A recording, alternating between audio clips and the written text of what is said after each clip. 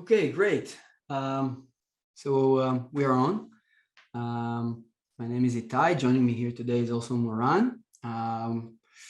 And I think that every Zoom meeting is supposed to start with words. Can you guys hear me? And I guess the answer is yes, because we tested it before, but it's something that I think that Zoom will not work otherwise. And today we're going to talk about a guide of putting together a continuous ML stack.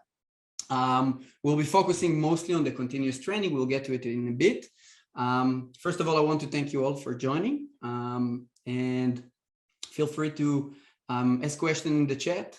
And hopefully, until we finish it, no more questions will be left unanswered. But in case there will be, we'll take some time in the end for more technical questions.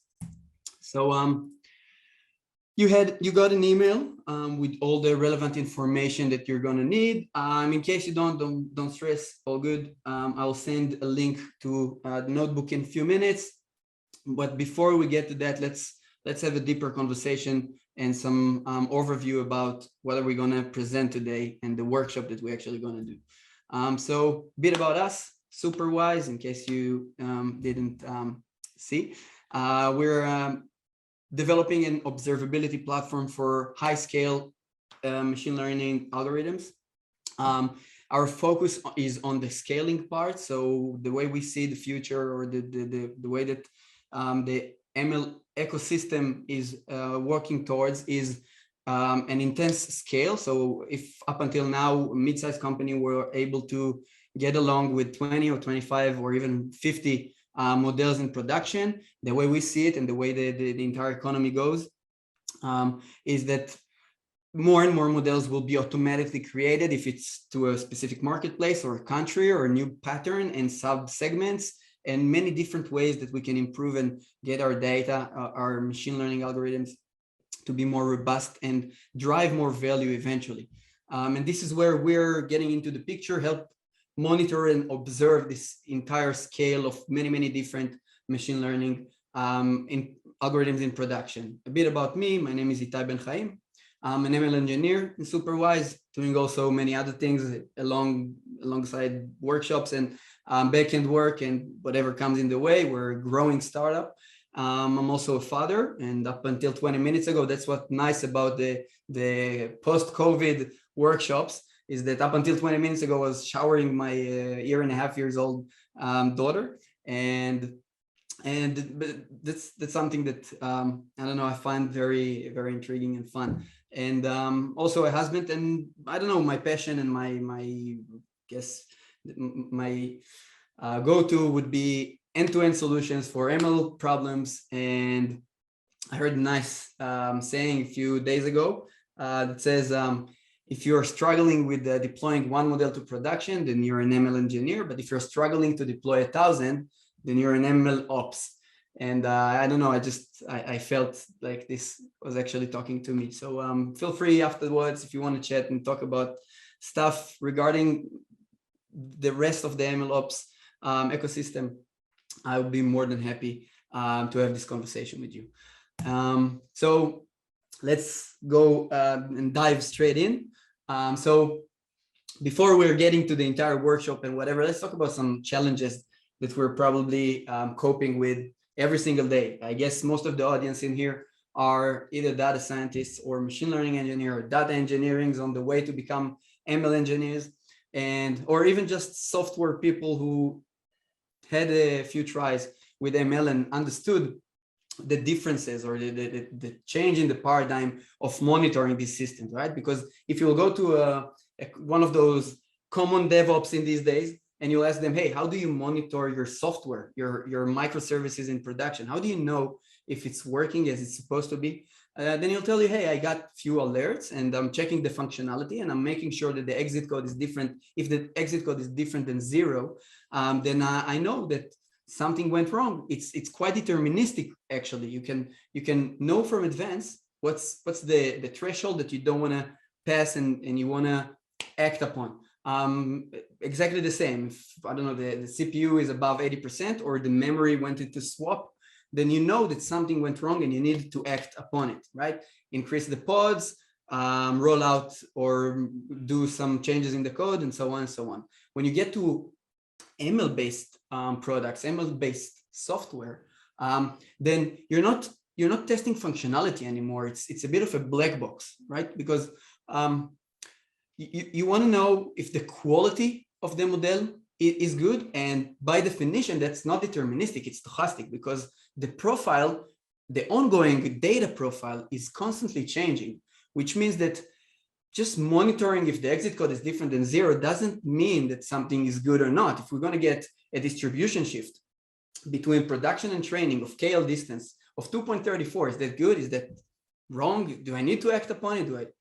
Is everything okay? And that makes things a bit more complicated. Okay, so this is what also brings us the ML engineering into this new era of mixing both software and DevOps-ish work.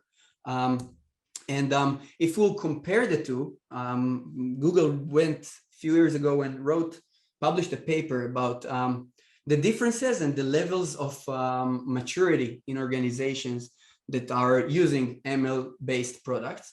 And they came up with 5 differences between a very software-oriented team or challenges into versus the ML engineering challenges. And the first one would be the team skills, right? Each one of us probably have or worked with or is by himself a data scientist.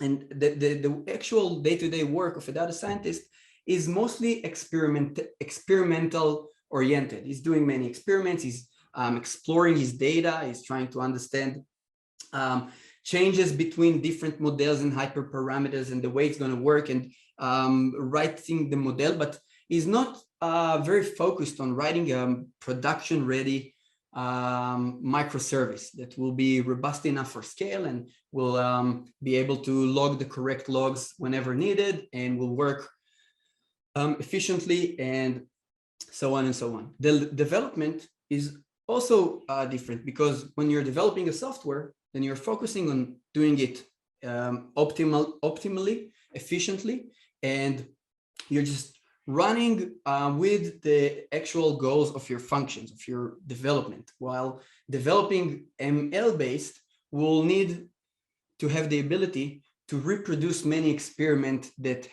occurred along the way, and being able to decide which one worked better and which one worked less, and therefore have a different way of developing pipelines. Testing changes as well, because we're not longer testing only the functionality and the integration, but new concept of testing were introduced. So one of them would be data validation. You want to know and make sure that the data is okay and there's no changes in the structure of it, and it can be processed the way we expected it to be. And we're also testing values of the model behavior and performance. So there's new testing that came along the way. Deployment changes as well, because from now on, we're not just deploying a standalone software or just a pickled or serialized object into production or into some web service. We need to deploy a full pipeline from end to end that will be robust enough to take the data, transform it the way we want, prepare it for the training, and do the rest of the work. This one we'll see later on how it can actually be done. That maybe this is maybe one of the key notes to take from here. And the last thing is production. So production is also something that changes, because the level, like model ML-based software, its performance will decay in many different ways than a traditional software. And I mean, because of the ongoing or the changing data profiles, then the model will become more and more irrelevant. And according to that, its performance will degrade. So these are the challenges maybe that I guess you and I came across. And right now we're going to talk about MLOps. We're going to talk about two different maturity levels. So this is also part of Google's paper. I highly suggest reading it. It's not too long, and there's many things to take from it. And the first one, the level 0, they called it. It's basically me 5 years ago.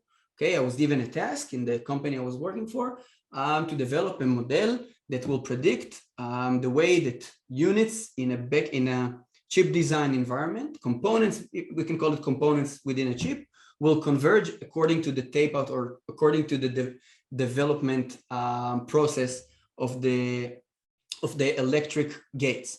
And we took many different features, and the work was very slow and manually, and I had to write many SQLs and many small scrapers to get the data from different sources. It was not managed on a version control system. I was not tracking my experiments. I was getting good results, but I had a hard time deploying and getting the same results in production. Things was always breaking. There was, of course, no CI/CD process to it. And that's basically a place that lots of manual work was needed in order to make it work. So as soon as I had a pickled object, I would call one of the people who were responsible for the services, and I would tell them, hey, I have a pickled object for you, and if you can put it within one of your microservices and give me the endpoint, so I'll be able to use it in other flows that I was using. And the entire thing was tiring, right? And then the next level, this is what we're gonna present and do today, is all about the pipelining maybe, and what pretty much makes us capable of continuing the work or continuing the training or whatever process we will see. So in the diagram here, you can see that there are two scopes or two sections. The one above is the data scientist work, which is getting the data from a feature store, validating it, preparing it for the model, running the model over and over again, evaluating each one of them, saving it to some repository or registry, and then serving it to some pipeline, which this pipeline will run pretty much the same with some minor tweaks, but eventually there's going to be some symmetry between the experimentation and the operational pipelines, and eventually you'll deploy it to an endpoint automatically, have some monitoring system in place, and have triggers or some kind of heuristic that will initiate actions upon changes in the data, right? A lot of times I'm talking to our clients and customers, and I'm asking them, hey, what's your retraining strategy? And a lot of people, a lot of data scientists are telling me, hey, for this model, we're doing retraining every 30 days or 90. And like the way I see it, we need to be the most data-driven people in the industry. And when it comes down to our day-to-day work, we're maybe easing the mind or putting less emphasis on the very important things. And this is maybe the main paradigm that we want to present today, right? We want to show that with monitoring and a very simple pipeline strategy, you can pretty much make your entire infrastructure way more robust in production. And how are we going to achieve that? Okay, that's the scope. So we're going to write the pipeline, the one here in the middle. We're going to use Kubeflow, Kubeflow on top of Vertex. We chose Google Vertex just because it may be the easiest way to show a paradigm with. Of course, SageMaker and some other big vendors are also an option, but we chose it just for simplicity's sake. During your work and whenever you want to try and put this paradigm into work and implement it, you can choose many open source tools, Argo, Airflow, Jenkins, and so on. We're going to use a registry to save our train model that is going to be containerized within a Docker image. And then if we reach some level of the validation was good enough and the model behaves as we expected it to behave, then we're going to serve it to an endpoint using Google Vertex endpoints. Of course, here Seldon and TensorFlow serving and many other technologies are available. We're going to connect all of it into Superwise's platform and initiate the webhook, the most simple way to do it, that will trigger the pipeline again. in order to fix some change. No one need to work or do a manual work after we're deploying this entire infrastructure, I'll call it. Okay, so if we'll go back a few slides back, so we're going to focus on the main blue component here and what's around it. Okay, we're not talking about data science work right now. We're going to focus on the ML engineering, and it's maybe also very important to say we did some oversimplifications of very interesting data science concepts such as cross-fault validation, cross-validation, and some other stuff. So please, if you see, I don't know, some few things in the pipelines that you say, hey, it's not the way to do it, we know, I hope we know, but we did it only for efficiency or maybe the simplicity of things, okay? So workshop timeline, I think we can skip this one, and let's dive into the notebook, okay? Now, I've shared it in the chat. You also got it in the email. I guess I'll send it again right now, just so you guys can log into it. This is also the updated one, so make sure it's got the project ID already set for you. We created the GCP project in advance, and you guys you have permissions to use all the APIs that needed for this tutorial. And this project will probably stay live for a day or two for recording and people that would like to do it offline. So maybe one more thing that I feel obliged to say. I think the Jupyter Notebook is a very powerful tool to have in your toolbox as a data scientist. It's very good for storytelling. I'm not a big fan of it, usually, especially not in ML and data engineering. So we're going to look at the pipeline in a notebook, but please bear in mind that these things, this entire script, supposed to be in different areas of your system. And it's also maybe some practice for your thought. Imagine during the work, and you can also ask it in the chat, where these components can fit right to the flows that you guys are using every single day. Okay, and that's it. So please download the notebook because you don't have permissions to edit this one. So after you downloading it, just open it in Google Colab. It's fairly simple just to connect to Google Colab and upload it. If you guys want to do it with the Jupyter Notebook locally or Visual Studio or whatever you feel convenient with, just make sure that you have GSUtils and G-Cloud installed, because we are using it every now and then just for the automation of creating buckets and ensuring some I recommend do it in Colab because the integration with GCP is way simpler here. So let's start. We're gonna start by setting up the environment, and then we're gonna do a very simple pipeline. The first pipeline that we're gonna deploy would be just from extract data stage all the way to model validation. It's gonna be a 5 or 6 steps within that.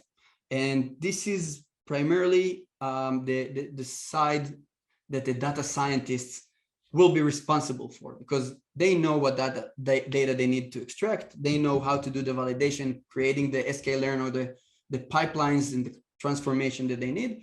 After these steps, we will have 2 more steps that are more engineering related and ML engineering related, which is registering this model, this pipeline into Superwise for monitoring, and then deploying it to an endpoint with a short break for some cool Flask development that we're going to do here live. Not very complex. There's not going to be many super sophisticated Python stuff in here. Try to keep it as simple as possible.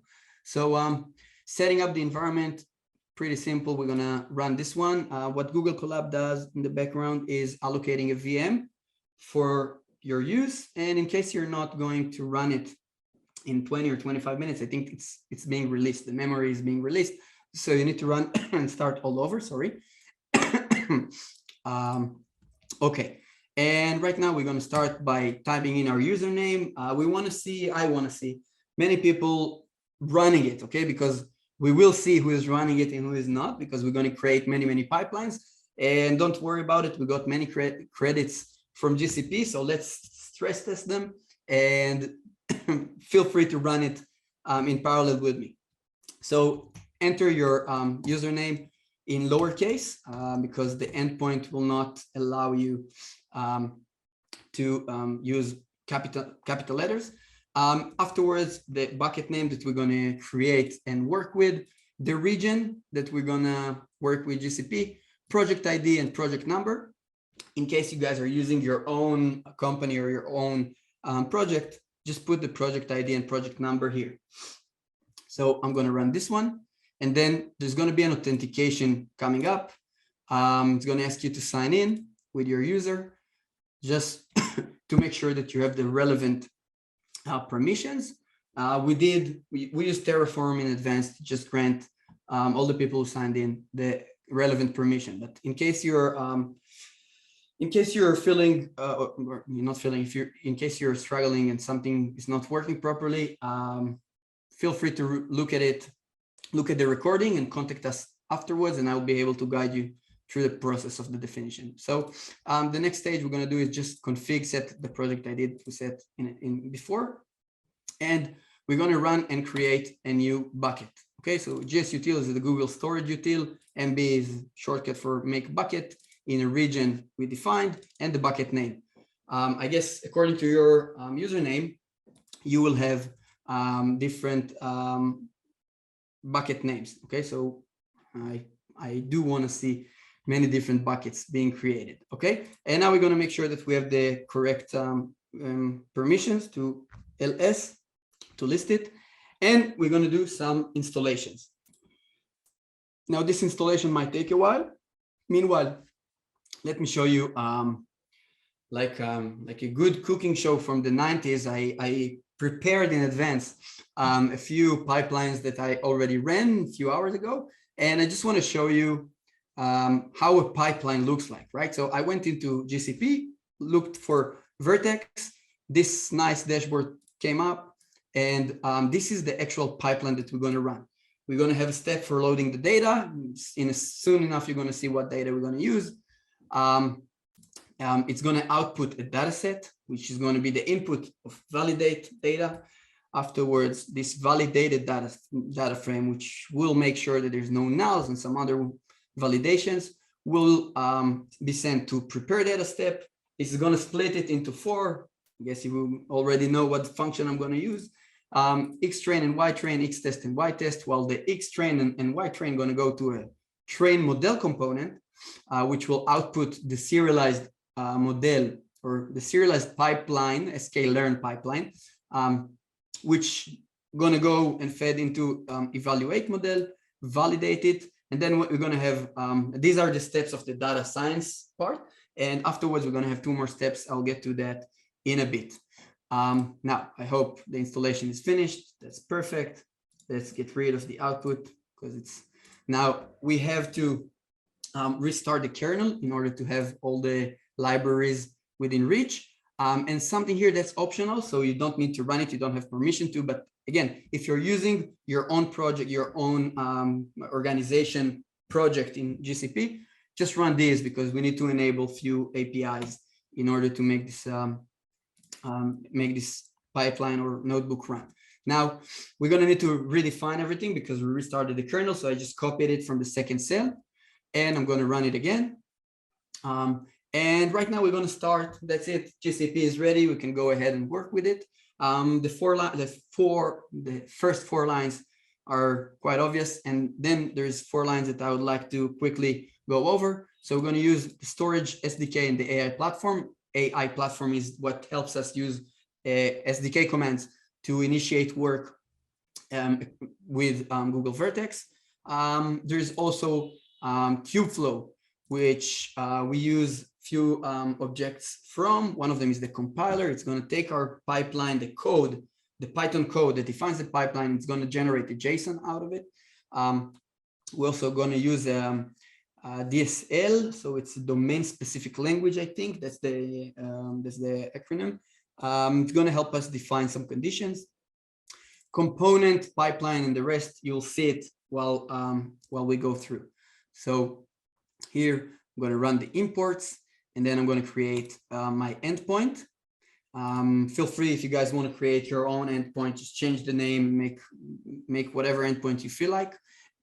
And then we're gonna start with building the pipeline, right? So we're gonna start with the first two steps: loading the data and validating the data. Super simple steps. Again, we oversimplified everything, so we're not using a fancy feature store and some other very big blown components. So we're going to read the diamonds dataset that I guess many of you are familiar with. One of my tops anyway. And then we're going to filter the diamonds and create a dataset of only the smaller than 10,000 priced diamonds. What this is supposed to create is that our trained model will be familiar only with these kind of diamonds. This will help us eventually simulate real-time data with the expensive diamonds and see how the model starts, some shift is occurring in the data, and then a trigger is occurring and something happens, right? We're going to initiate a new pipeline without anyone doing any work. So something that you probably saw is the component decorator, the component coming from Kubeflow. This is basically saying to Python that I'm going to define right now a Dockerized or a containerized step, which is this low data blue cube step. And you can pretty much define what packages are needed. You can also define what base image you want to use. So if it's Python 3.7 or 3.9 or Alpine and some other Python images. And you can also define a JSON component, like a JSON file that will be generated from this component. So you can share it between different pipelines. In this case, I'm not using it. I'm creating one pipeline for one JSON for the entire pipeline, but you can definitely create many different small ones and share them in different processes that you probably have. So this is the first one. I'm going to run it, just the definition. The next step, not really needed to be run it, just to show you the features and the data that we have here. So we have 10 features, which is the carat of the diamond, the cut, the color. If anyone is going to propose soon, you guys can take this pipeline and try to see if you got a good price for the diamond. And you have the price. And this is pretty much how the dataset looks and some information about it, not really necessary. The next step, the next component, I would say, is the validate data. Now we're going to make sure that the data that we got from the extract one is good enough for training or for preparing for training. Two arguments that I skipped before, which I think is necessary to mention, are the input type hint with a dataset type and the output. What these actually mean, behind the scene, what Kubeflow is actually doing, it is pretending to work with your local storage. However, GCP is implementing something called min.io. I highly suggest you go and read about it. It's cool technology, which pretty much abstracting away all the work with cloud storage, whether if it's S3 or GCS or any other. And you feel like you are working with your local storage, but what actually happens is that you're writing to GCS, which is very useful because you can share the so-called local files with different processes or different flows within your system. So that's also something worth mentioning. And the way dataset object or hint is working here is that during runtime, few attributes will be allocated to this dataset. One of them would be a path attribute. So we don't know what is the actual path or the URI for this specific data frame. But as long as we're getting it on runtime, then we can read and write from it without actually caring. It's like a temporary file. You can refer to it as a temp file. So that's something very useful. Of course, beside dataset, there are many other artifacts that you can use, I suggest you go and read in Kubeflow if you're interested. Now this step pretty much is gonna make sure that all the numeric features are numeric. It's gonna generate a new column called record ID, so we will know how to connect the label to the prediction, and it's going to fill the NA with the average of the column. Very simple. The output is the validated DF from here, and as you can see, I'm just writing it to disk without the index, of course, because we have a column for it, and we're just using the path that was generated, right? So if I'll go back to the pipeline, just to make sure that you that it's clear enough. So this one is the dataset object of flow data. So maybe the validated DF. This is the output that we just saw. And here's the URI. It has been generated during runtime. I can download it, and I can use other tools to download it and use it somewhere else. But it was defined on runtime. Great. So we finished with the validation step. We're going to move to prepare dataset. And as I said before, we're going to split the validated DF into 4: X-train, Y-train, X-test, and Y-test. I'm going to use the very common train test split method, and going to write all of these. Okay, so one step, new package was installed here, and something maybe, okay, we'll reach to it later about the way that this thing is running. Okay, the next component will be train the model. It's going to get the X-train and the Y-train, and the model artifact will be the output of it.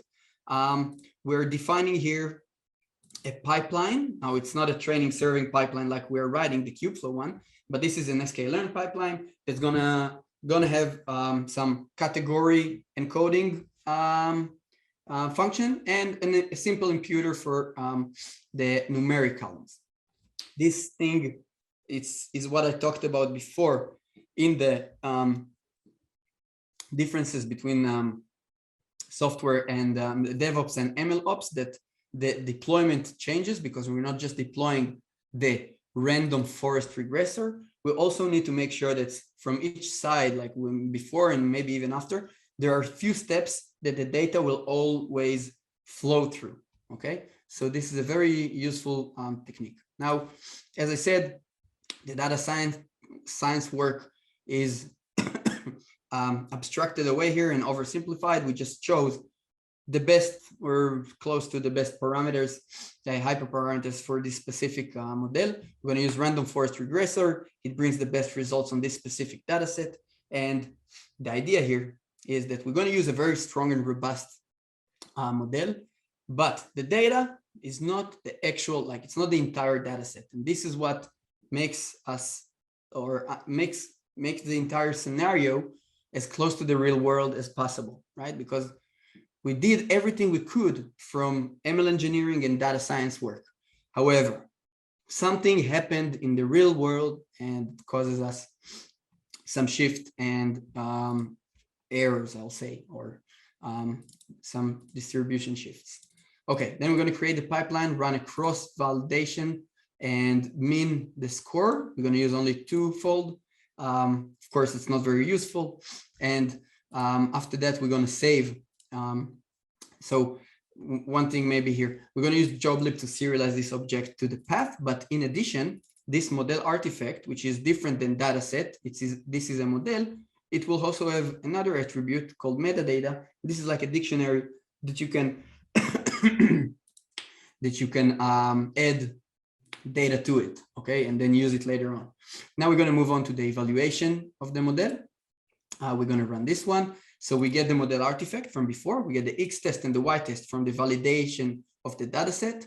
We're going to output the model performance, and we're also going to generate a small HTML file with some scatter plot just for later use, right? We're talking about reproducibility, which is not, it's not coming in this pipeline in many forms, but specifically, we're going to show just a simple technique to use artifacts that are not very technical for the engineering part, which is just nice to have and visualize performance and other stuff. So we're going to use Seaborn library for it. So this is why I installed it in here.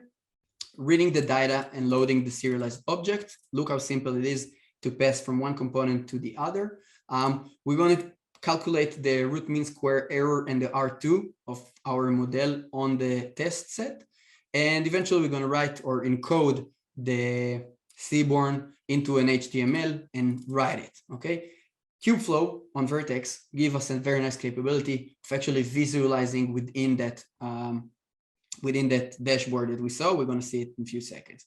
The next step, and there's a reason I'm running as fast as possible on these steps, because we care about the monitoring part and the pipeline. So sorry if some stuff are unclear in here. Make sure that if something is unclear, ask you in the chat, and I'll try to reply or do it afterwards. So next step, validating the model. We're going to make sure that few conditions are okay. We're going to read all the data. We're going to use, instead of a validation data set, I just chose to do it on the entire data set from before, and make sure that the R2, or sorry, the RMSE of the new, of the current step model will be better or smaller, better in RMSE, will be better than the model that we had in the test stage, okay, the performance that we had in the test stage. And the reason is just to make sure that our model improves when it gets more data, okay? So we're going to print some logs out. We're going to write the new model metadata train score, and we're going to log some metrics to model metrics, which is of metrics type. And eventually we're going to use some condition.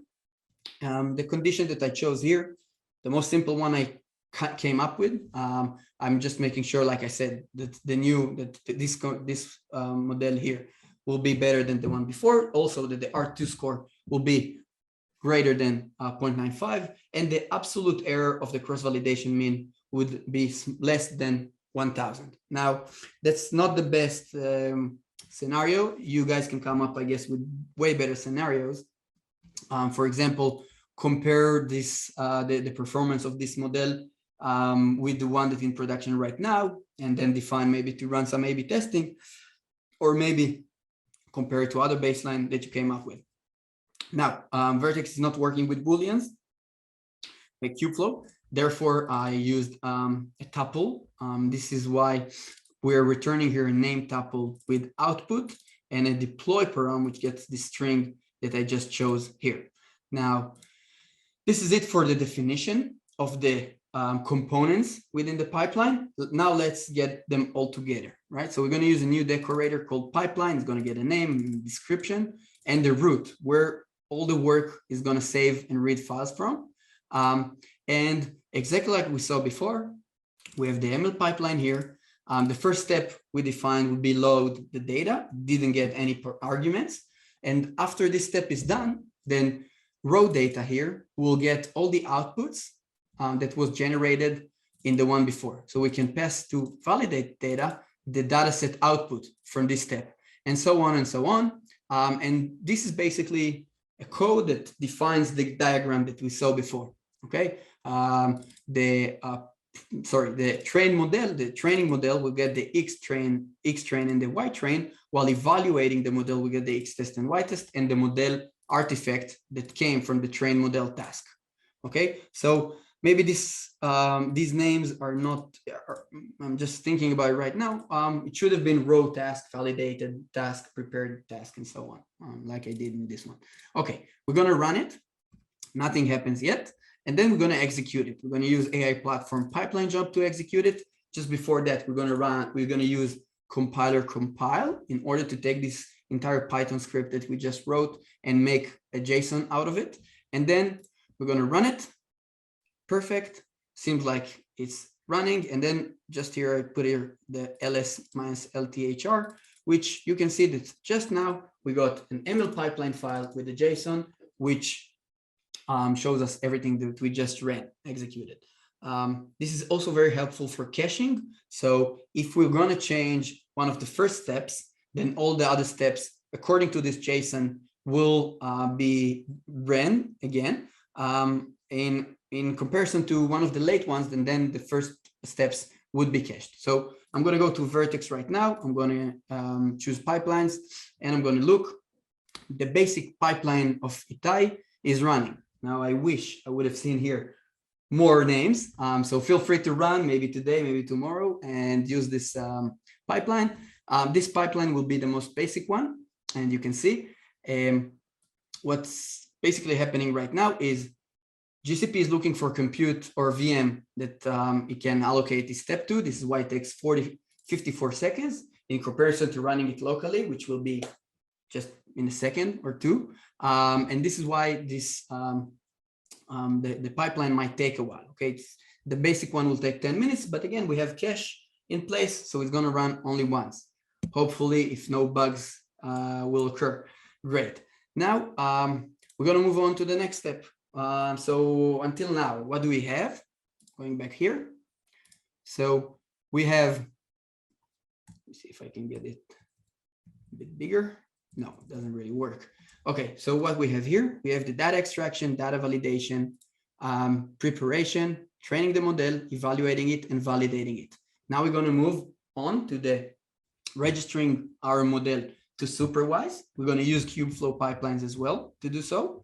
And it will happen only if validated model will give us true. Okay, if the last step that we defined with the condition will give us true. In case it's good enough, we're going to sign it up to Superwise, and we're going to start monitoring it. So in order to register your model to Superwise, we're going to need to generate a token. I hope many of you signed in to the platform in advance. If not, just watch me and see what I'm doing. Understand how simple it is to use. First and foremost, I'm going to use my account. I'm going to log in. And this is like the clearest. Each one, it's a freemium version. So each one that signs up gets 3 models to monitor for free. And there's also here the demo one, which is fraud detection. Also very nice to look and see how we can utilize the monitoring and the observability capabilities. And now we're going to generate the tokens, right? So I just click down here and I chose personal tokens, and I'm going to generate one, right? And I'm going to call it workshop pipeline. And I'm going to create it. And here's the secret and the client. Of course, in real time, you're going to save it in a vault or as a secret. Right now, just for simplicity, we're going to use it in front of you all. And I'm trusting you not to do anything vicious, although you cannot really. And great. So I'm running this one, define the client ID and the secret. And then I can move to the next step and run register model to Superwise. Now, again, this is just a component. So it's not going to run right now. And before, let's talk about this one, and then we're going to execute it. So what this component is going to get is going to get Superwise and pandas. Superwise is already in PyPI index. So you can just pip install it. And this is our SDK. As I said before in the beginning, I hope you heard me, is that we focus on scale. Therefore, the UI that I'm presenting here is not our first goal when we're developing our platform, right? So it's a platform, you can pretty much do anything from the UI, but we're API first. When we reach a point when we want to develop a new feature, first we're going to write it as an API, then we're going to write it as an SDK function or as an SDK capability. And in parallel to it, we're going to do the UI and whatsoever. So something to bear in mind, everything that I'm doing here from the UI will be available to you in automation using Python or any other language when you're using API and REST API, okay? Something to bear in mind. So registering the model to Superwise would be getting the model name just in order to follow. This is the model name that we're going to use, the client ID and the secret. Not a good practice to pass them on in Vertex, but you can use Google Secrets and same and read it from within the step. We're going to give it a baseline. Baseline is actually data that Superwise will learn and understand many different things about your data in order to give you better monitoring. And we're also going to provide a timestamp just to get the versions. If we're going to create many versions to a specific model, then it's going to be unique. So when I'm saying model, maybe I need to fix the terminology in here. In Superwise's terminology, a model is just a problem that we want to solve. A version of a model, for example, predicting the price of a diamond. Okay, so it's a regression problem, and we're going to predict the diamond prices. Now, the version would be the point in time where we did our training, we reached some level of certainty, and we decided to deploy to an endpoint. This is what a version means. Okay, it's like a tag. And register to Superwise will give us two outputs back, would be the model ID, the unique model ID, and the unique version ID. This will help us send the data to the correct monitored version of a model. Now, we're going to use the Superwise's SDK. We're going to use client ID and secret for authentication. And then we're going to make sure using our SDK, we're going to get the name of the model and make sure that it's either the first one or there's also already a model of that name. If it's not, if it's the first time we're creating this model name, we're going to create it using the create function, get its ID, and make sure that this is the first version. Otherwise, we'll just get the model ID of models coming back from this one. Now, the baseline data is given to us from an earlier step. And I think from the validated data set, we're going to see it in the diagram in a few seconds, the validated data, yeah.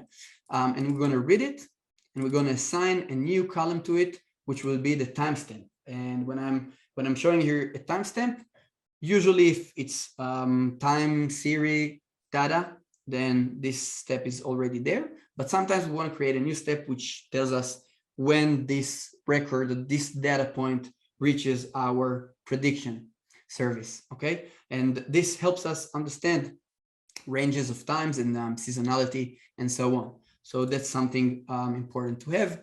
Afterwards, we're going to do inference on the data types of your baseline data. We're using different category, like more general categories than NumPy, for example, or pandas. So we're going to infer what are the correct Superwise data types.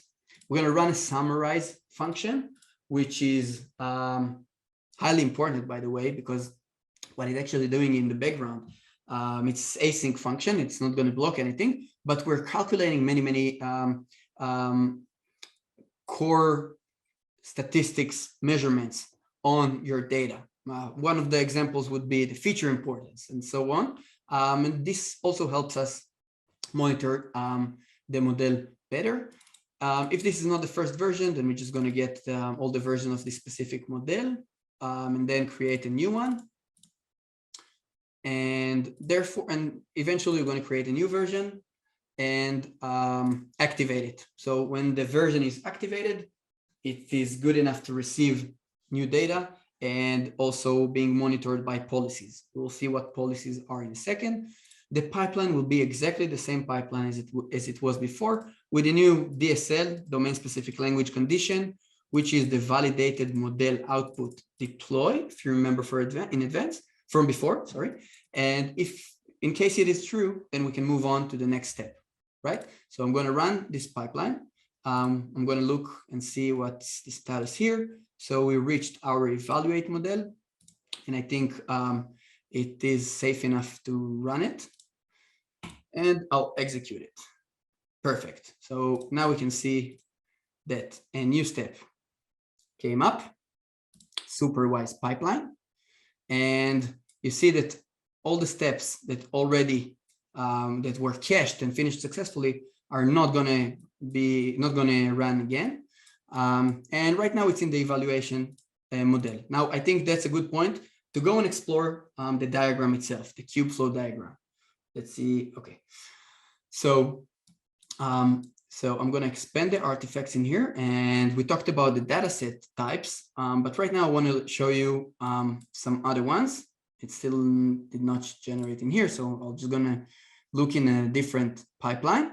And if you remember, we said that we're logging metrics we're also generating an HTML visualization, and we're also saving some other information about our model. So the first one, we're going to look at the model artifact, and we're going to see that the train score, it has a property that we defined, if you remember, and it's the train score, the cross-validation, the twofold cross-validation mean is 447, which is great. Just to remind you, the prices ranges between 0 to 1,000. So we're good with it. The HTML report that evaluate model gets a button of view HTML, and we can see seaborn scatter plot, like the most simple one, probably in PyPlot, a predicted vs actual prices of the diamonds. So that's some other visualizations that we can create. And here are the model performance. This is our R2 metric and the RMSE. So we see that it is above 0.95 and the RMSE is 431, which is bigger, absolute value a bit larger than smaller, I think, than the one we saw in the cross-validation. Model metrics, again, the same thing, and a baseline. Now let's go back to the running step. Let's see where it is. Okay, great. So it is validating. By the way, as I said, steps are taking a bit longer than it was usual on your local machine. So don't be scared if you don't think that something went wrong. That's what I'm trying to say. Great. Now, while this thing is running, it's probably going to take 5 or 6 minutes more. We can move on to the next step. And the next step would be outside of the scope of the notebook. We'll get back to the notebook afterwards. And what are we going to do right now? You guys are welcome to do it on your own. We're going to clone this model orchestration repository. We prepared small Flask application. What happens with Google Vertex is it gives you 2 options, basically, for an endpoint. One of them is use their own out-of-the-box images, which are awesome. They have all the capabilities that suits most of the scenarios. However, we are trying to introduce a new scenario where from within the service of the prediction, we also want to log the ongoing data into the monitoring platform, okay, in order to make sure the Superwise is monitoring and sees all the predictions. So the solution that we came up here is to write a custom image. This is the second option that Google Vertex allows you, and write your own prediction service and just deploy it to their Artifactory and use it. So later on, we're going to write a new component, and this component will be the actual deployment. Right now, we will git clone this one into locally and have a look at the service and write it. Okay, so I'm just in one of my location on disk. I'm going to git clone this one. Oh, great. The model orchestration. Let's look at it and let's open PyCharm here. Right. So we're going to do something like this. New project. Sorry, new project.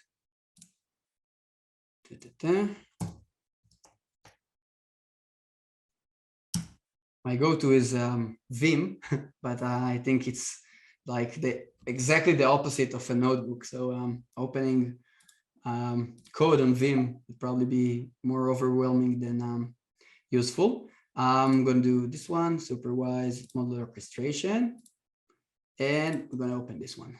And let's trust it and open. Perfect. Save this one in a smaller window. Great. Now, the most simple Flask application you probably came across, okay? And we don't need to look at the README as well. We have a Docker file. We have a requirements file. We don't need this one right now. This is the requirements. We're going to need Unicorn, Flask, and Superwise application. The Docker file, these ones, sorry, from this one all the way to this first argument, these are not necessary. They are necessary for the deployment to an endpoint, but they're very useful when we're trying to test it locally. And I encourage you to do testing locally before you're deploying to Vertex, because as you saw, it takes quite a lot of time to deploy to an endpoint. If it takes about 1.5 minutes to allocate a machine for load data, then it takes way longer, about 10 minutes last time I checked. I think 9 minutes and 17 seconds was the last time that my service got VM allocated to. The reason is it's a static station because they want to keep the IP and all the other network parameters static, and therefore it takes a bit longer. I didn't read much into ways to optimize it, but I'm quite sure that if you have already compute in place, you can probably go and utilize it and save the time. Now, inside this one, we're going to see two directories. The first one is the credentials, very simple credentials that, not simple, just for the service account. So when you're creating a project, you're going to open a service account and not use your own. So we're going to give this image all the permissions needed to run and work in front of GCP. And we're going to have our predictor. So the predictor server will have two endpoints. The first one will be predict, as simple as that. The second thing is health check, exactly like Kubernetes. Google, before it deploys your Flask application or your Docker image, it makes sure that it's healthy and able to get responses, requests. And the second one is the predict. Okay, so diamond price predictor will be used in here. Okay, again, not the best practices. It's mostly for understanding the paradigm and the concept. And the predictor is going to do multiple things. First of all, it's going to implement a predict function. So this is the one that we're exposing to the service. And from within that, besides just using the model that was generated in Kubeflow and loading it here, each time that a prediction will occur, we're going to use this send monitor data, which I already implemented, in order to send the data to Superwise. Okay. Now we can argue about doing it asynchronously or in a multi-process or using a celery worker or many other different ways, or even sending a Kafka message. You can do many different things. Again, for simplicity's sake, I did like the list, and I'm going to write it like in the most simple way possible. So set model will download the job lib or the serialized object from GCP and from GCS. It's going to load it to a property, and then it's going to use a software, a Superwise driver in order to log that data. Okay, so first let's go and implement the predict. This is how the instances are arriving to the prediction requests are arriving to it. And just to remind you guys, we have a predictor in place, so we need to use the predict. So the most simple way to do it is just to have, I don't know, predictions, and then do predictor, predict, right? And give it like the request JSON instances, okay? Because as you can see, you get a request that looks like this one. So you have instances, and that is an array of many different vectors. And after we have our predictions, we can just go ahead and return a JSON file. I already, as a hint, I already imported it. So JSON file, JSON, come on. Why is it not? Thank you. And we're gonna do predictions, would be the predictions that we got with, I don't know, prediction prices. Great. And we're also gonna do transaction ID. This is something that we use in Superwise. It's not mandatory, but we use it just in order to, let me see if I can enlarge the text, because Command plus is not working for me right now. I just want to make sure that everyone can see. So editor, thank you. And, oh, sorry, it's the font. Okay, let's have it in size 18. Oh, looks awful. But I'll take this one. Okay, so predictions, and then we're going to return also a transaction ID. And I think that's pretty much it. So what we want to do is, as soon as new request comes, probably most of you already implemented such microservices. As soon as you get few requests, process them, predict whatever needed, do whatever else is needed, and return it. Now for the health check is even simpler. We're going to do resp equals JSON file and health equals this format diamond prediction is healthy. Great. And resp status code going to be 200. Return it. Superb. So this is it for the endpoints. As simple as that. 7 lines of code. No, even less. Okay. And now we're going to move to our predictor service. Okay. This one a bit more complex. Let me just move all these. Okay. And so we are going to implement the set model, because if you saw before in the service, we're going to use the constructor and set the model in here. So this is where we work with GCS, or all the Google storage application. You can go to Google and look. It's pretty simple if you guys are working together with me. But so we're going to do storage client, and we're going to call it the storage SDK. So we have a storage client, and now it needs a bucket. And the bucket would be environ, as you remember from the Docker file. So we provided here the bucket name, and it's an environment variable. Okay, so we can go back here, say just get me this one, and well, we have a bucket, and we have the storage client. We can go ahead and do bucket equals storage client dot get bucket. Perfect. And the bucket name is this bucket name. I think we can do it like that. And let's create a blob. Blob is just a reference to an object that we're going to write, that we're going to read or write. Bucket blob, I think. Yes, it is. And let me, okay, yeah, perfect. So we want to get this one. And the reason this is specified in here, because we got it from environment variable, which is the model path. Soon enough, you're going to see how the pipeline, the Kubeflow pipeline, the last step, will generate this one for us. So we have here the model path. And then after we have a blob, we can read it with many different ways. I chose to do it with a temporary file as temp file. Perfect. And we're going to do blob download.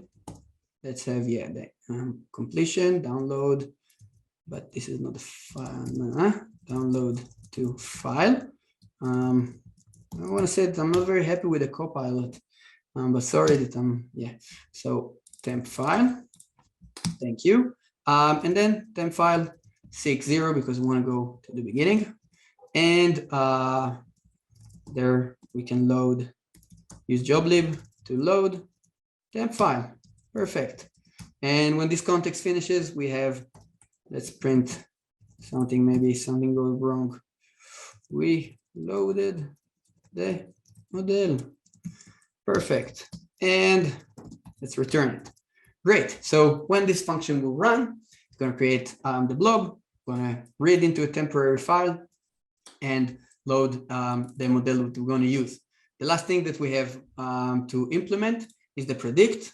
The predict is fairly simple, as you see the docstring here. So you get the instances, and we're going to return the API output as a dictionary.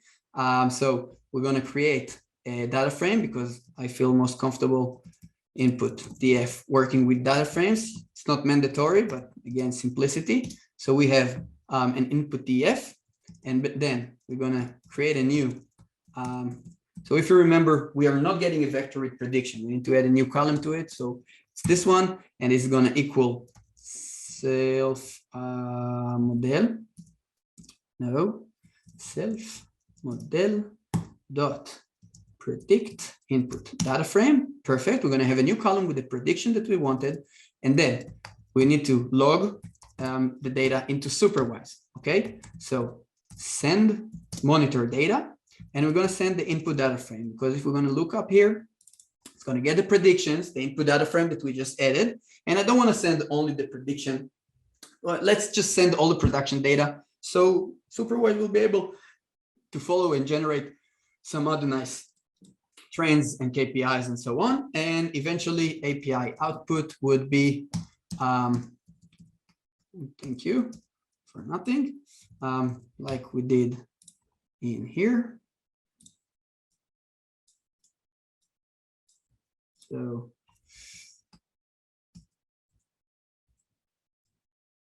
not exactly, transaction ID would be transaction ID, perfect. Here, something nice I just learned a while ago is you can do reformat from here, and it helps you format your code. Okay, and we're going to close this one, and the predictions would not be this one. It's going to be the input df predictions column Siri, if we want to, and values to list. Superb, and a comma. Great, and while we edit, return API output. I think that's all we needed. Let me see. So we have an input data frame, and yeah, I think we're good. We're good to go. Typo in word transaction. Okay, that can be a problem. Transactions. Okay, we need Grammarly for so where is this coming? Yeah, so it's not transactions. There's going to be only one, if I remember. Yeah, it's coming from here. So you know what? Let's copy this one. Okay, transaction ID, and the transaction ID would be this one. Superb. So we have our input data frame with a prediction, and I think better call it predictions because it's be more than one, and it's also going to fit this description here. And yeah, it seems to me quite legit. We can go ahead and test it.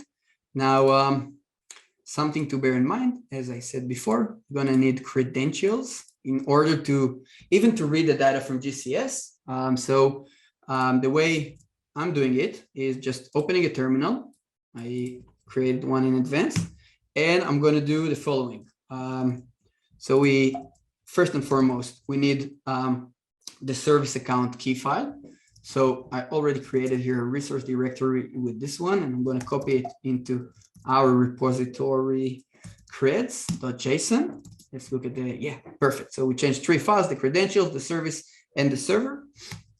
And right now, let's go ahead and test it. Let's try to build it locally. Let me see if I have Docker PS, sorry. Okay, nothing is running, which is perfect. And I'm going to do Docker build. I think this one is it. Okay, great. And as you remember from the Docker file, we provided these arguments. So we need the model path, where to load it from. We need the Superwise client ID and Superwise secret in order to know, to authenticate in front of Superwise. We're going to need model ID and version ID to send the prediction to the correct monitoring version of a model in Superwise, and the bucket name because we need it for reading. The Google application credentials would be the ones in the Docker image, and I think I can go ahead and run it. It's already cached because I'm not showing you a workshop I haven't tested before. So this is it. Just, you know what, in addition, I will add a shell script. We'll get to this one in a second, but I'll add a shell script exactly like this one with a make file in the, everything will be available in GitHub afterwards. This one and the pipeline, of course. So I'm going to show you later on. I'm going to upload all those commands so you can use them.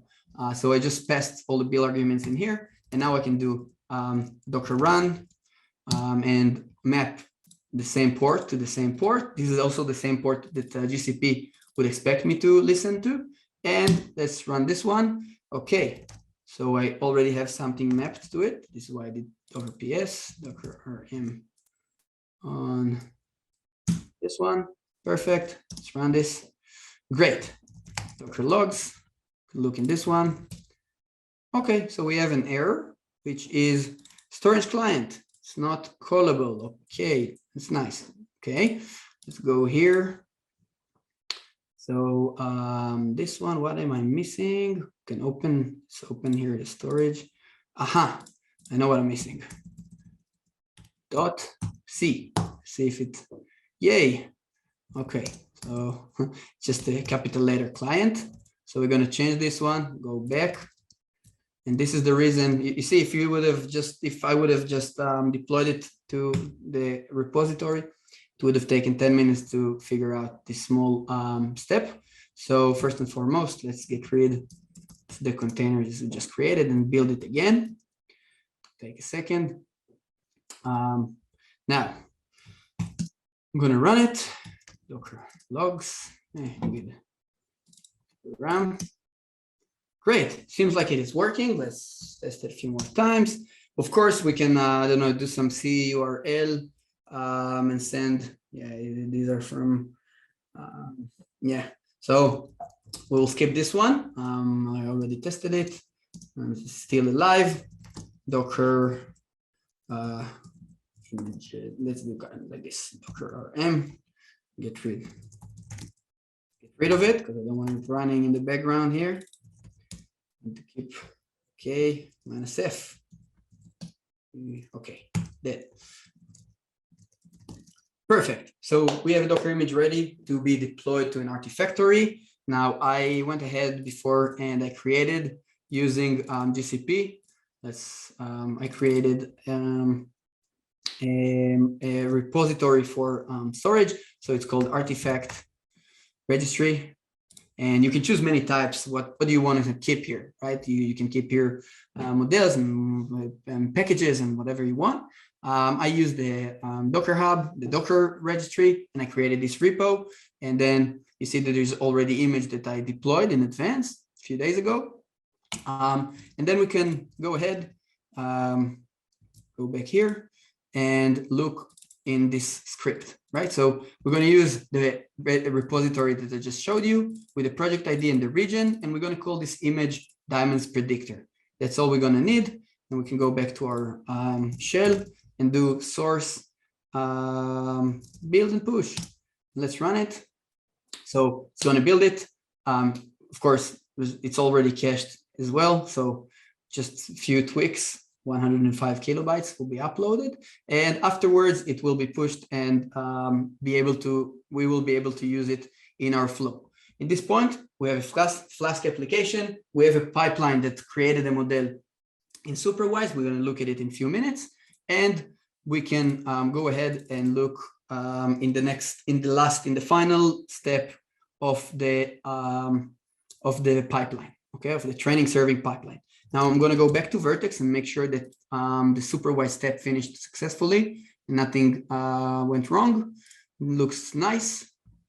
Let's scroll down and we can see that the condition here was true and we have registered successfully a model to Superwise. In a few seconds, we're going to see it. Just before that, let's go and deploy our model to an endpoint. This is, I think, what we all came here for.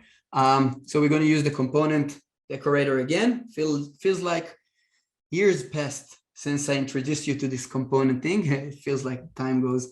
And deploy model to an endpoint going to need a project, GCP project, a location, the region, a bucket name where it can read and write the data to, timestamp just to generate and unique IDs, Superwise client ID, Superwise secret, not the best way to pass them in here. Again, config maps and secrets is your go-to. Model ID and version ID, where to send it. Serving container image URI is actually the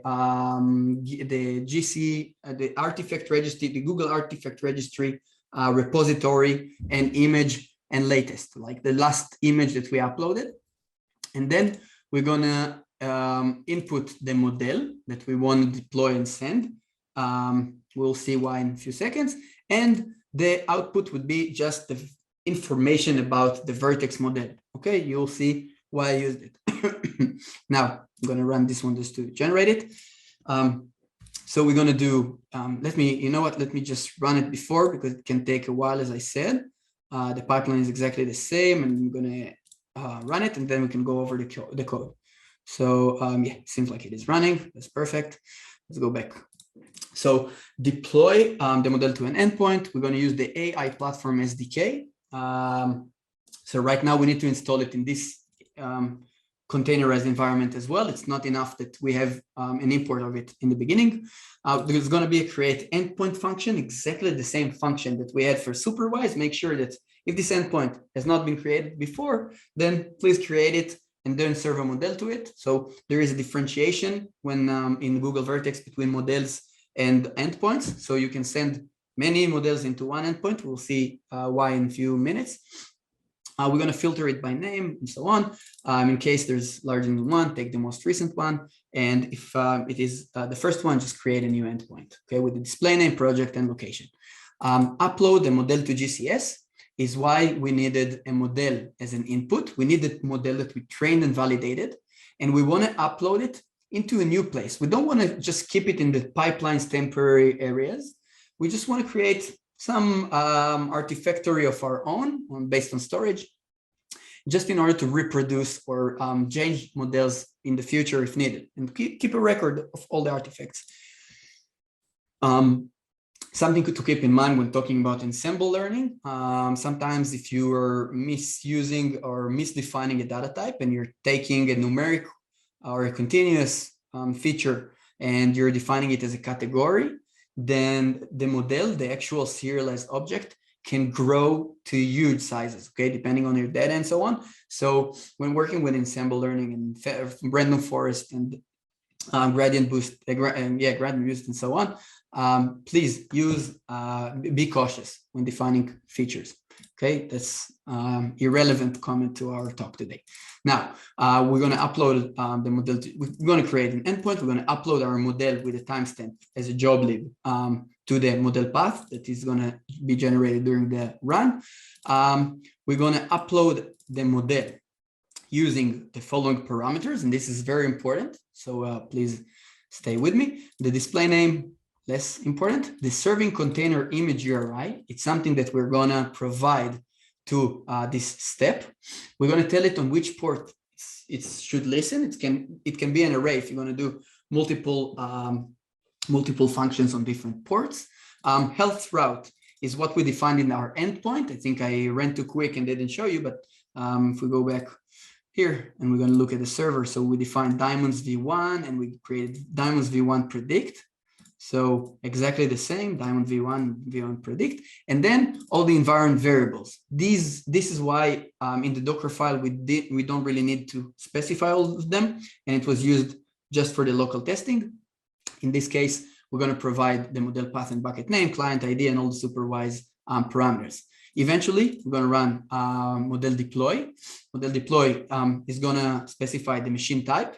You can go ahead and experiment with different machines and images and SKUs in order to see what works best for you. Some are GPU accelerated if you're going to need heavy, if you're going to do heavy workloads that's needed, that the GPU is needed. I chose here the most simple and small instance that GCP provides, and I'm going to deploy the model to an endpoint with a traffic split. And that's something that I fell in love with that argument, I think, because this helps us gradually change our models without doing it in once. So for example, if we define, Superwise all of a sudden realized that we need to create a new segment, okay? Because some segment within our data, some sub data set, subset in our data is having different attributes and distributions and so on. We can go ahead, define a new model, do a train split, and look how the new model will act and work on it. We can also define or in case we're not sure that the new model is the best one, so we can define a deployment strategy and do, it's also work with other microservices, not only in ML, but having that as an argument really ease things up for you. And we're also going to have a display name the same as the model. Eventually, we're going to do a vertex model, which is our output, just to remind you, and it's a model. And we're going to specify the URI as the resource name of this one. We're going to need it for later on. And right now, I think we can go to Superwise while this step is running. Make sure it is running as we want. Great. As I said, it's going to take a while, and we can go back to Superwise platform and have a look what happened so far. Okay, so I'm going to close this and close that and have a look. A new model in our main page was created, not only fraud detection, and a new version to it. Interesting enough, why do I have two? Okay, that's something that I'll have to look. I'm not sure why. I'm thinking about maybe the two pipelines that I ran. And okay, let's make sure. I'll make sure that number 20, this is the version ID. We do follow unique IDs in the, like we show them, we expose them, so you can use them in the SDK in here. Okay, and now let's go into this model and have a look at it. And let's see our baseline data, because we don't have production data yet. And yeah, great. So it seems like Superwise did some analysis on our data and shows us the distribution. And we see that caret is of high importance.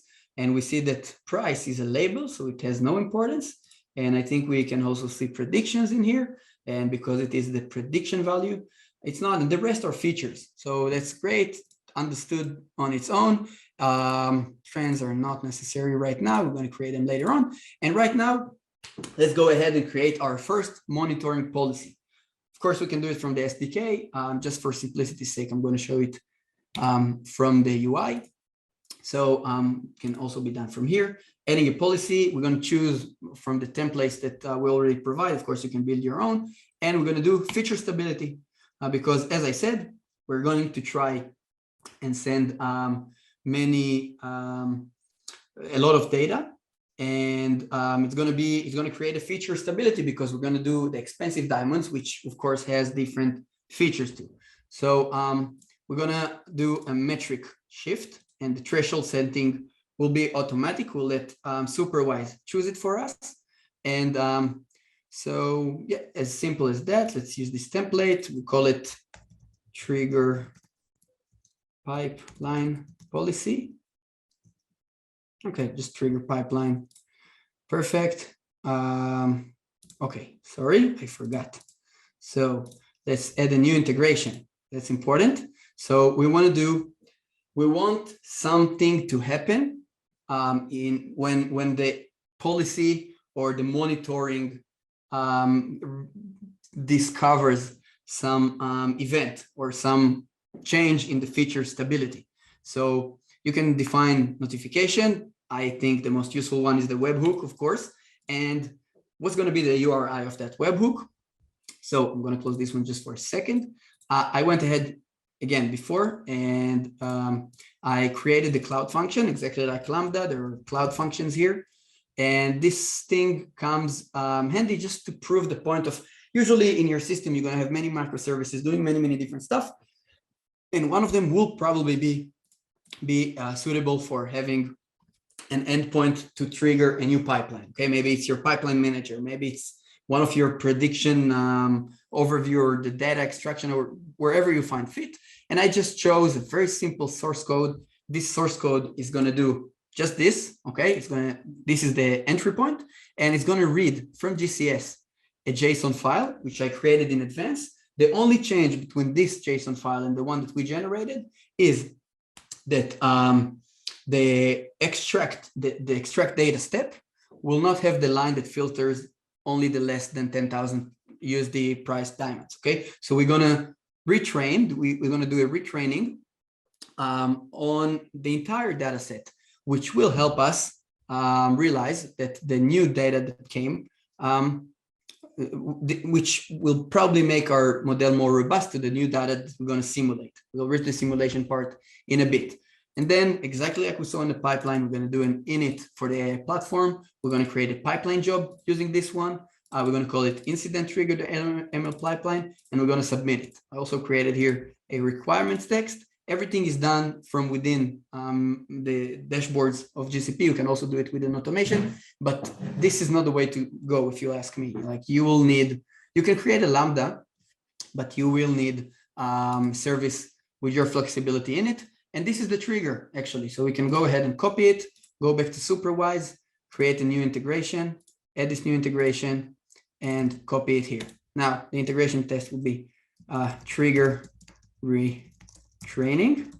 And you can go and create, we're going to test it, make sure that it has been created successfully, and we're going to run it. Now, what I want to make sure is that, and I'm sorry, great, let's edit this one, great. So I want to do the notification or the webhook will be triggered when a detection happened and also as a resolution. So the trigger will be, will run according to, will run for both scenarios. Okay, conditions, it's going to be after 3 days. Let's do 2 days because I think 3 days will work as well. Distribution shift will be +3. This is what Superwise realized. And scheduling will be every day at 4 p.m. Okay, we're going to work soon and introduce new features of hourly. Right now, it's only daily and weekly. Basically, it's running some heavy computation on all the models and so on, and eventually the notification, as I said, and then we're going to go ahead and create the policy. So amazing. We have a policy in place. Incidents, skip the tour, not yet open because no data was streamed. And integration, we just created one. So it's here. Let's go ahead and check our status of Vertex. See where we're standing with it. Okay, superb. So we have an endpoint. Let me show you. It's going to happen in here. So this is our endpoint, and the Vertex model, this is the URI that I printed. So this is what I need for the last step. And we can go into our endpoints and have a look. It's going to list all the endpoints. Right now, we're going to have only the diamond price predictor here. It's going to have 2 models. I think because we ran multiple steps, and only one of them getting 100% of the traffic split. In addition, you can see many different metrics about how many IOs and prediction per second and the performance and so on. Also a nice feature that I saw from here, you can log into the model and test it from here. So if you want to test and make sure that it's running, feel free. I already did the work for you and you have a script to do it. This is the last step. And right now, we're going to simulate real world data stream. So our endpoint did not change because we had it before. So this is why it's here. But in case you're doing it with your on a new endpoint and so on, so please copy this one here. And then this is the URL where we're going to send our request or our predictions to. We're going to create an authentication to GCP just to make sure. Instances, this is how the payload expects the data to arrive. We're going to load the entire data set of the diamonds, and we're going to split it, or we're going to have 2 different data frames. One of them, basically it's like a pointer, it's a reference, but leave it for now. The expensive DF would be all the expensive diamonds sorted descendingly by price. So the first one will be the most expensive one and goes down. And the data frame would be all the data frame like the model is expecting. And now we're going to do some counter of 30 days. And we're going to do, each time we're going to deploy a timestamp from the amount of days before. So 30 days before today, 29 and so on. And when we reach the last 10 days, because the model has 5,400, more than 10,000 USD diamonds, then we will be able to send the data from the expensive one. So basically what's going to happen, let me run it. Basically what's going to happen is in the first 20 days, we're going to see the graph, the predictions pretty much stable. And then all of a sudden, there's going to be a bump. It's going to reach the skies. I don't remember what's the most expensive one. I think around 20,000 USDs. And then slowly it's going to converge back to how it was before. So as you can see, uploading the data, 12, 11, 10, bam, 1800, 1600. This is the average of the data set. So it is sending us the data, and see how fast it is, by the way. So I jumped over the code, sorry. So we're going to create the token, and we're then going to do a post request to the URL of the endpoint. Each time we're going to send 500. The chunk would be 500 prediction, and look how fast it was. Okay, so I just sent 30 times 500, so 15,000 predictions, and it finished fairly quick. Okay, and it's in a while loop. I think it can do batch way faster than that. And now let's see the Superwise. In the activity log, all the transaction logged as we expected. So I'm going to do, I'm going to look in the activity log page, and great, seems to me like 500, 500, 500, many different prediction were sent. We can also go to Google, look at the endpoint, and see the metrics in here. It's quite nice. Let me load the data graph. Okay, so there it is. There's a peak of 62 per second, 62 per second, and that's perfect. Now, until now, it's going to take for Superwise. As I said, it's a daily cron job, but I've exposed a small endpoint that will help us trigger that monitoring capability from outside. Just let me do it real quick. From here, I'm on another window. Let me just make sure that it is ready. Great. So we have the endpoint ready, and I'm going to run the endpoint that I just created.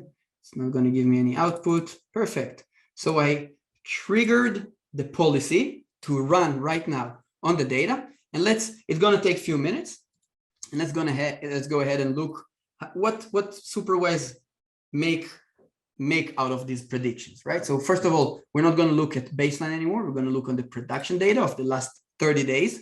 And of course, you can look on different versions and so on. We're going to look at different segments. So if you have different marketplaces or different countries or different segments in your data, you can filter and define them in here. And all of a sudden, you can see that the caret distribution changed. In addition, the prediction distribution changed, and things are happening. Okay, so which is quite good. And we can also go to trends page. We can see the quantity of all the last month. We can skip the tour, so we can choose date range in here. Great. So from the 25th of March until the 19th of April today, let's add some metrics and let's do input drift. So as we said, pretty much stable, not all of a sudden a bump. And we can also define distribution shift for caret, for example, looks even more intense. And we can define many different trends, and it's super useful to look at it and have like KPI dashboards done and ready for you. Again, I'm not a data scientist, and I'm also not in the business part, so I don't really care about these graphs, but however, they do drive value. I'm talking about the automation, and what I care about the most is having the policy recognizing that something happened and triggering a new pipeline. So I'm going to look on incidents, and I'm going to look on the closed one, because the second we are understanding something happened, we will trigger a refresh. And from, as you can see, it didn't reach the point yet. So until it will, let me just make sure, you know what, I can open our logging system and see where it's at. I knew it's going to take a few seconds, so sorry about that. I'm also not, you know what, leave it. Let's give this a few more seconds, and we can go and explore, or maybe summarize and talk until it will happen. It's going to take a few more minutes. And if not, I've also prepared another workspace of Superwise with the incident open. But right now, let's talk about short summarization, because I feel like we're hour and 40 in, a lot of data to process. So let's talk in general. So we started off with writing a simple data science training serving pipeline. Okay, more on the training part of it. So we extracted the data, we validated it, we prepared it for the training, we ran a training step, evaluated the results, validated the model on a new unseen data set, and then we added the model into Superwise. After we added the model to Superwise, we wrote a small Flask application that is being Dockerized and deployed into an Artifactory of Google. And each time a new request gets to it, it sends the data to Superwise and returns also the predictions. We saw that it's also happening quite fast. Let's see if we reached it. If not, don't worry about it. It's going to take a few minutes. The reason is it's working for, it's like a job that's doing lots of calculation for many different models, not only this one.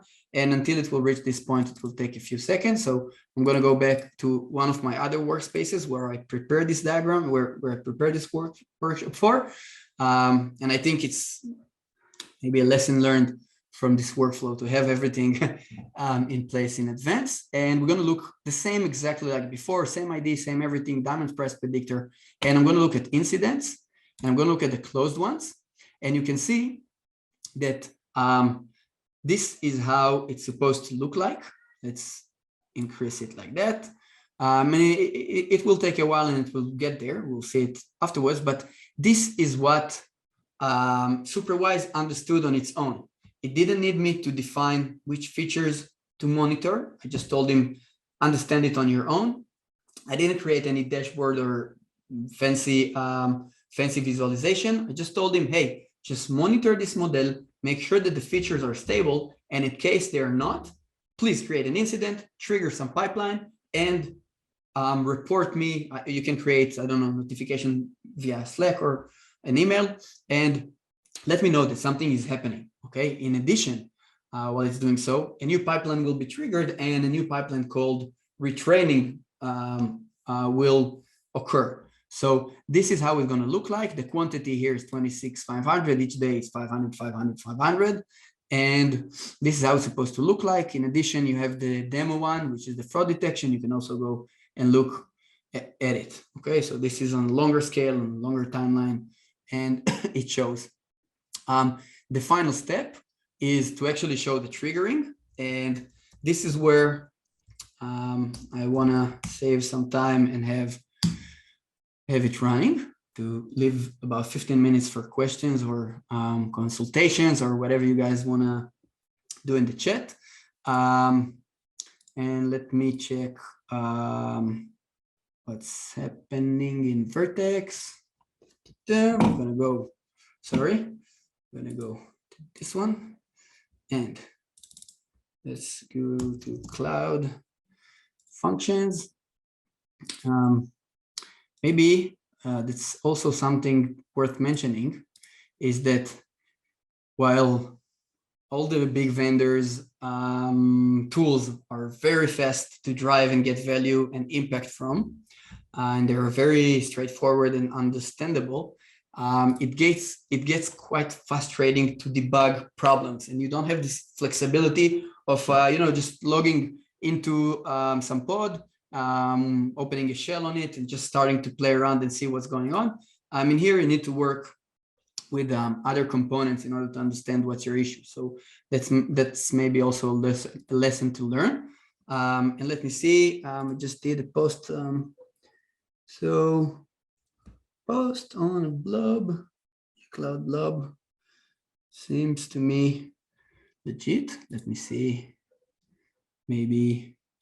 Okay, I know what happened. So great, we can do it live right now. So as you guys remember, this is where this is the Google storage, the bucket that I used in here. But I'm gonna look in here. 1 second. Storage, and I think I deleted this bucket, and this is why the trigger will not work. I cleaned everything up before. So okay, I see someone ran with me. Thank you, Nicholas. Let's do something like that. We can just, maybe you can see what the idea. We're gonna download this one, and maybe not the best way to download it, but who cares? Let's open legendary Vim.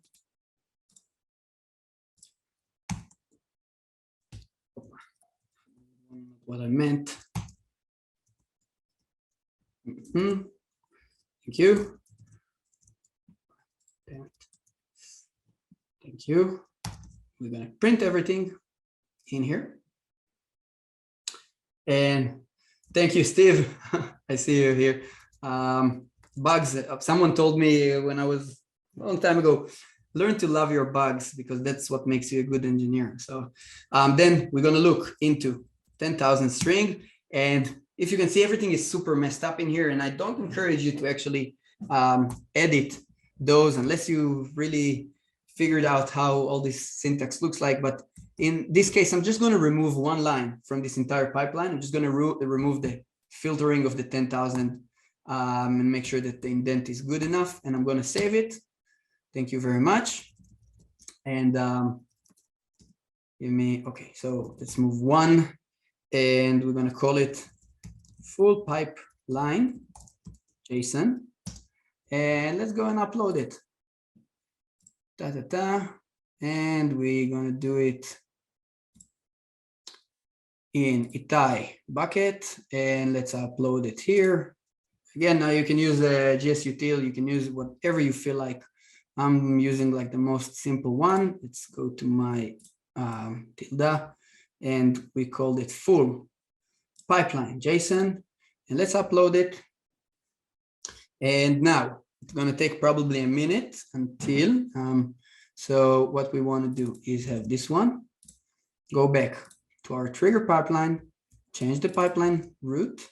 Okay, so we want to edit this one. Now it's going to allocate this machine all over again. So it will take, as I said, a few seconds, but we're just going to change this one, and we're going to change this one. And full data is not the name anymore. We change it to full pipeline. And there we go. And let's deploy this one.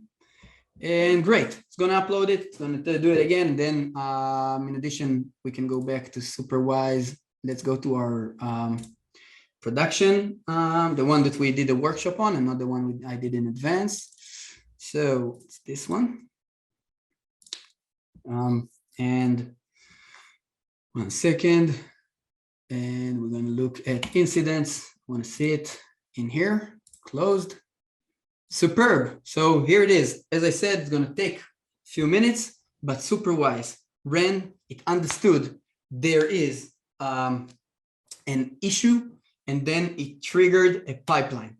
Okay. Now, my mistake, and I'm sorry for it, the pipeline was not wrong. Let me make sure that the Google function still uploading. And eventually, what we want to do, and we're going to mimic the behavior of Cloud Function. Just going to be gcloud functions, and we're going to call this name. Okay, this is all we're going to do. Let's just wait until it works. And now I'm going to go back to the presentation. I'm going to have 2 more slides, or even less. Okay, so yeah, 1, takeaways. First of all, thank you very much for taking the time. Check out our platform. Don't be a stranger. Feel free to approach me and talk to me about whatever you find, and whatever you think, and whatever cool packages you came up and find online. And until the Cloud Function will be deployed, let's have some takeaways. Okay, so first and foremost, work with pipelines. Don't use pickles or serialized techniques. Use something more robust than that. Okay, so it's going to be the sklearn pipeline that I just mentioned. The second one, continuous training should be data-driven. And I showed here a very simple retraining strategy, but the logic that we saw inside the Google Cloud Function can be enriched and complex, way more complex than it is. I encourage you to go to our GitHub repository, see our guides. One of the notebooks that we have over there is the retraining notebook, where we offer various ways of creating clusters of different times inside your data, and maybe creating segments on the fly, or doing some correlation understanding, or doing many, many different techniques in order to have your continuous training strategy as sharp as it needs to be in our world, okay? The next one is choose the right tool for your needs. And what I mean by that is, as you saw, we have an error if it's not usually in big company, in big platforms, it's not very intuitive, and you need to know everything, every aspect of it. It's not very flexible. So, and it also enforces you to work within frameworks that you sometimes don't want to do. You want to break it and have other ways of debugging and understanding and fixing and releasing and doing whatever you feel relevant for your need. Retraining, also something that you need to keep in mind. It's not always the solution. And it's also something that I come across a lot of times where, you know, the performance of my model degrades. So let's just retrain it. No, there are many different ways to do. Some of them written here, like fixing the upstream data. Sometimes you can, sometimes the data appearing wrong, or coming, the ETL changes, or the data engineers change a column name and use the capital letter instead of a small capital letter, a lowercase letter. And you can split into subpopulation instead and do multiple models instead of one for the entire segment or the entire population. You can recalibrate your model, which means you can add some delta or some addition to the outputs, like 10% more or 20% less than it's supposed to be. Thank you, dbeaver. And of course, adjusting your threshold for classification, because sometimes we classify email as a spam, and you know what? This is not spam. It's actually a newspaper that's from your favorite model observability platform. So many things can be fixed. One last thing that I promised. So this has been okay. This has been deployed, and we can run the Google Cloud Function, and then we get execution. Okay, I'm not running again from within Superwise, but I'm just doing the exact same thing. And we can go into Vertex. Perfect. And we can look in our pipelines. And we can see that, voila. Workshop Diamonds prediction, a new pipeline has been triggered 22 seconds ago with the entire data set with all the diamonds. So I think I'm more than good to answer questions if you feel.